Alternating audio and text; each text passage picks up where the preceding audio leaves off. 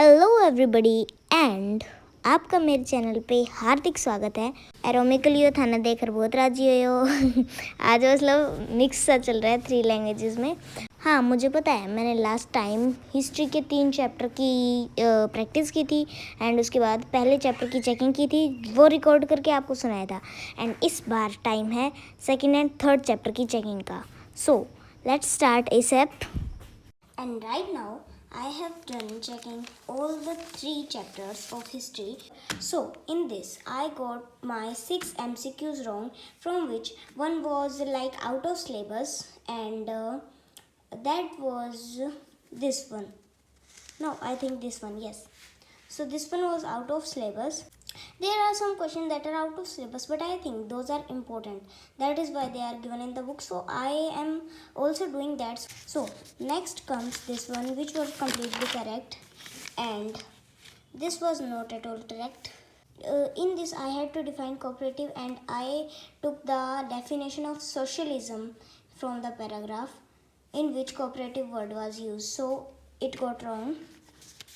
Then this was completely wrong because this was Karl Marx. There was a quote that was not given on book but was in question bank. So I also did that so that I can test my तुक्का power. मतलब मैं कितना तुक्का मार सकती हूँ। और उसके बाद बाकी सारे सही हैं. And wait. Yes.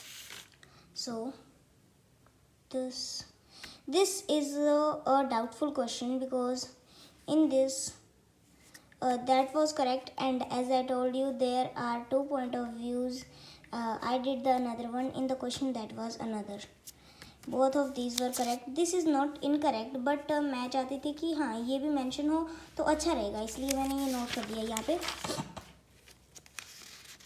Then is this one which was correct but doubtful because of 2 point of view, and also this one was a doubtful question because of the 2 point of views, but I think it is correct.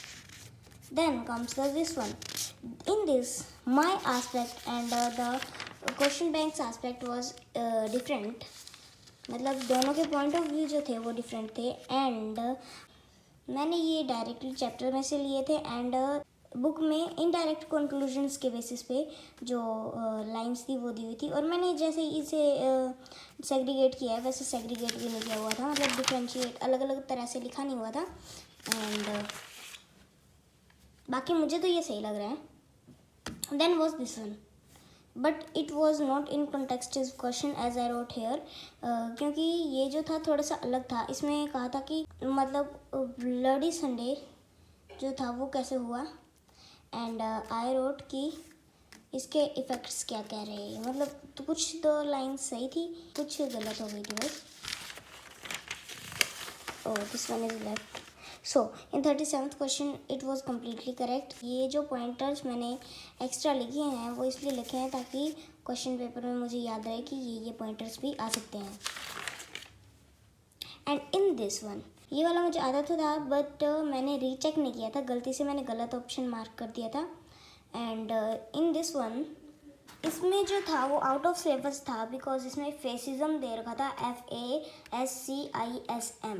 इस chapter में जो fascism वाला topic है वो मुझे तो कहीं भी नहीं दिखा बट इन क्वेश्चंस में दिया हुआ था. सो मैंने एक बार फेसिज्म वाले क्वेश्चंस तो छोड़ दिए थे. एंड उसके बाद आता है ये क्वेश्चन. इसमें मैंने ये गलत कर दिया था जो कि इसका आंसर था पॉल हिडनबर्ग. ये दोनों सही थे एंड ये भी सही था. एंड इसमें मार्क्स सही तो था क्योंकि इसमें पूछा था कि tell according to the paragraph what is the currency of Germany while that period. तो इसमें जो बुक थी उसमें लिखा हुआ था रेंटन मार्क, उसके बाद रेट्स मार्क एंड डुसे, मतलब ऐसे ही कुछ है, डुसे mark and then euro. So answer number 19 यहाँ पे नहीं लिखा हुआ है, यहाँ पे लिखा हुआ है the Nazis never used. Oh sorry, यहाँ पे लिखा हुआ है.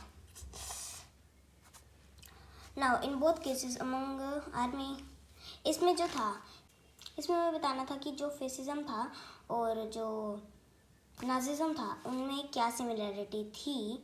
फर्स्टली आई थॉट कि जो फ्रांस में हमें पहले एक चैप्टर में दिया हुआ है, फर्स्ट चैप्टर में, कि फ्रांस में ऐसे ऐसे करके जो नेपोलियन बोनापार्टे ने जो वो लिया था, बोनापार्ट ने एम्पायर को कनकर कर लिया था।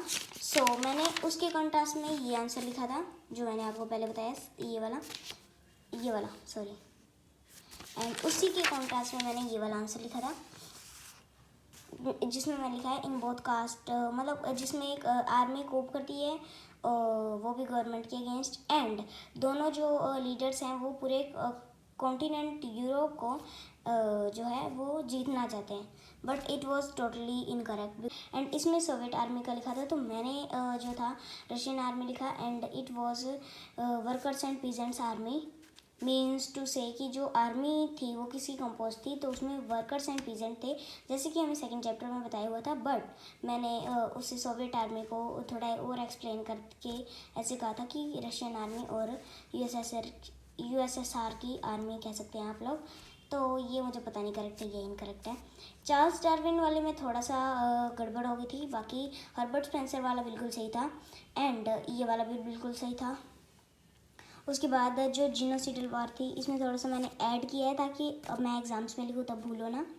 देन जीनोसिडल वार बिल्कुल सेम थी, सही थी, बट इसमें थोड़ा एक्स्ट्रा भी मैंने लिख दिया। वैसे तो ये 1 to 3 मार्क्स वाले क्वेश्चन थे, बट स्टिल अगर 6 मार्क्स में बढ़ा के आ जाए, या फिर इन्हीं में मुझे कुछ और लिखना हो थोड़ा ऐड करके, थोड़ा आंसर को लंबा करने के लिए, मैंने ये लिख दिए ताकि मैं याद रखूँ। एंड इसके बाद ये भी सही था, ये भी सही था। Then comes this one answer जो कि बिल्कुल सही था, मतलब बस थोड़ा कॉन्टेक्स्ट में नहीं था क्वेश्चन के मतलब बिल्कुल सही नहीं था, कॉन्टेक्स्ट में था ही नहीं, मतलब बिल्कुल सही नहीं था क्वेश्चन के कॉन्टेक्स्ट में, ये क्वेश्चन था ही नहीं, मतलब आंसर था ही नहीं।